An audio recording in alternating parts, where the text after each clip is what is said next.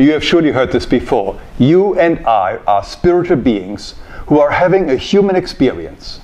As spiritual beings, we are immortal or eternal, infinite beings. But when we walk here on earth, our time here is limited. Modern medicine is trying hard to find a cure against this limitation, also called death. Theoretically, our bodies could live forever, since all cells are continuously replaced with new ones.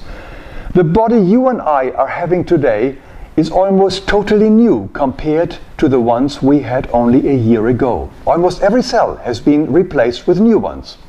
Scientists assume that the answer why our body finally breaks down lies somewhere in our genes, and once they have found that gene, they are able to fix it, and then we could live forever. At least that's what they're hoping to do. But do we really want to extend our lives here on earth by a much longer period, like a couple of hundreds of years? Anybody who thinks that this would be a wonderful idea has not really considered the purpose or gift that a natural death offers to each of us. Yes, I did say that death is a gift, because without the physical death of our earthly life, our higher spiritual evolution may be doomed. Allow me to explain. In the spiritual world, as souls, we do not have a material body of flesh and bones. Our bodies are ethereal, and any vibration of every thought, emotion, and feeling is immediately visible to everyone around us. There is no ways to hide anything from anybody. There are no secrets, no deceptions. But when we incarnate here on earth, we are having a material body of flesh and bones, and this body is just like a diving suit for our soul to survive in the dense vibration of the material world. Whenever this diving suit breaks down or gets damaged beyond repair, we return to the spiritual realms. This is what the world calls death. Without our material body, the vibrations of all our thoughts, feelings, emotions, habits, vices, and so on are fully visible to everyone.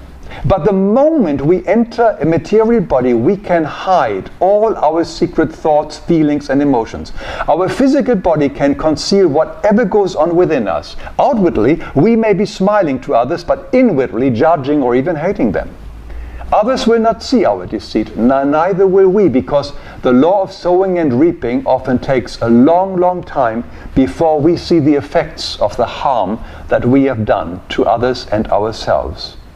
A person can live for a very long time in a state of relative comfort and well-being, but keeps burdening himself with more and more negative karma through his thoughts and actions.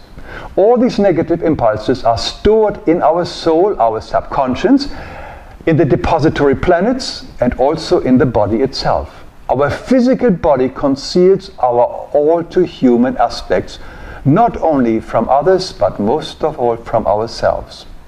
If we keep ignoring our conscience, we keep loading more and more negative karma onto our soul and body. But the Divine Source has given us a magnificent tool that allows us to find out who we are in truth, and that tool is called death. Once the soul has separated from the physical body, it once again is quote naked, and its vibrations show all the world the words and thoughts and passionate actions that we have stored in our soul. We have heard this before, that after death some souls see their past lives in some kind of a movie strip. These soul pictures show us who we are in truth. Gabriele von Würzburg says in her book Everybody Dies for Himself that death is the way to ourselves. End of quote. If we would not die and have these periodical self-examinations of our soul between earthly lives, we could keep on burdening ourselves to an unimaginable extent from which it would be more increasingly difficult to free ourselves. Thus, the physical death is an act of grace or love, and not a mysterious act by God, as some religious leaders try to explain it.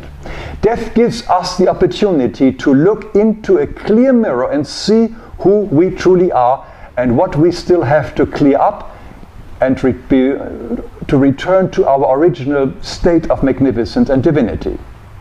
It is an incredible tool that can protect us from straying off the right path for too long. In his story of The Picture of Dorian Gray, Oscar Wilde explains this process beautifully. In spite of his destructive lifestyle of crime and even murder, Dorian Gray's physical appearances does not change.